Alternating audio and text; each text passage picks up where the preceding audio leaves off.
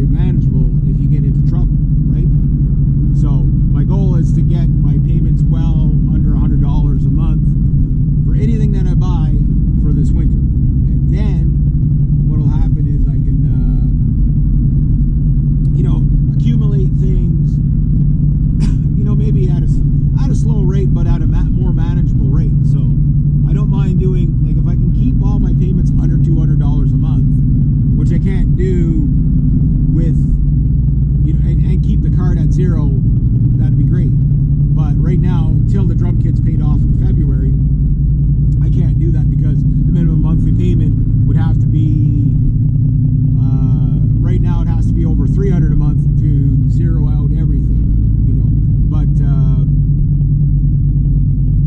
if, let's say, by October I can have the credit card at zero, I'll put other stuff on it, but like it'll be like, okay, well,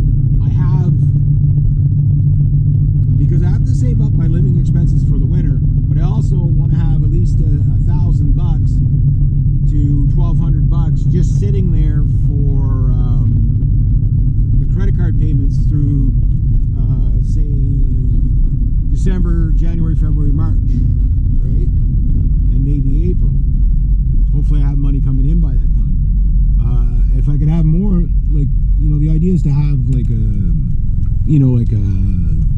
basically a buffer zone, right? So that, that better not be a drop. Oh, it's a crack. I got another crack in my windshield. That's from that trucker the other day. I know it. So I'm gonna have a crack along the bottom here. Ding ding it. But the thing is that my payments are coming down a lot. So I push hard this month. Next month, I'll push hard again, and then after that, August, I have to start to behave on the credit card payments. That's why I want them as low as possible, so that I focus more on putting the money towards my living expenses and stuff like that for the winter, just so I can get through the winter easily without. And I'd like to have a little bit of spending cash in the winter, because I never have any spending cash. It's just bills. You know what I mean? I haven't had any spending cash for a long time, but I mean, I don't go anywhere, but instead I buy like extravagant guitars and stuff like that, tools and what have you. And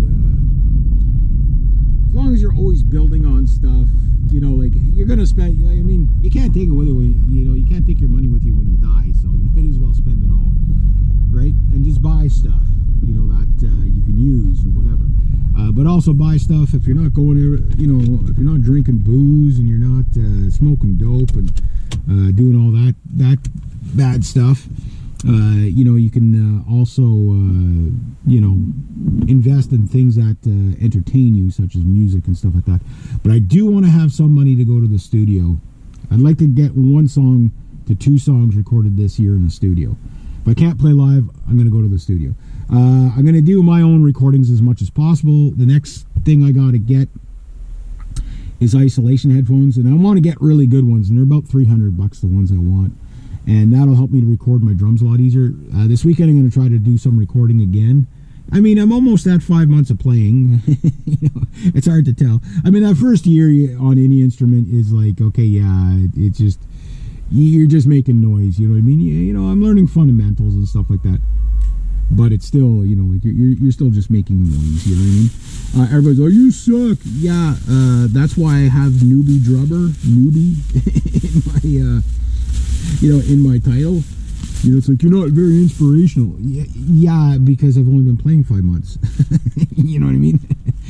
It's funny how people can't pick up on that. I laugh at it. But anyway, and there's one guy, he's taken a hating to me. And the funny thing is we have mutual friends. It's like I'm on like the Mapex drum site on the Facebook and the drum world and all that. And I always post every night. Just people follow my progress, whatever. And then I get this one guy, he thumbs me down every night. And it's like, okay, yeah, that's a good encouragement. And then I get other people that are just like, okay, here, try this, here, try that, and they're really encouraging. When it comes to like I'm like that when I see somebody, like if I walk into a guitar store or something like that, and I hear a kid and he's trying to do a riff and you can tell the riff is just a mess and it's a disaster. I'll say, hey, I'll give you a little tip. Try this, and just one little tip, because if enough of us guys do that, it's like you save a lot of growing pains for the kid, and it's much more pleasant for you to hear him when he picks it up. He'd be like, oh, thanks, man. Never discourage somebody from an instrument. That's my thing. Like me, I don't care. Like, you can't discourage me because I don't care what other people's opinions are. But I think anybody taking up an instrument and sharing that they're doing that, like when I hear somebody do a cover song and they do it really horribly, I still give them a thumbs up because they tried. You know what I mean? Like, it's not a participation where it's encouragement. It's like, okay, yeah, you know what? It takes a lot of guts to do that. When I see somebody play at a jam night for the first time and you can barely hear them in the mic and they're missing all kinds of chords and they're screwing up and forgetting the lyrics and all that, I still clap, because I'm not clapping because you did a good job on the song. You did a horrible job on the song, and I'm going to give you a bunch of tips when you get off the stage. But I'm clapping because you had the courage to go up there.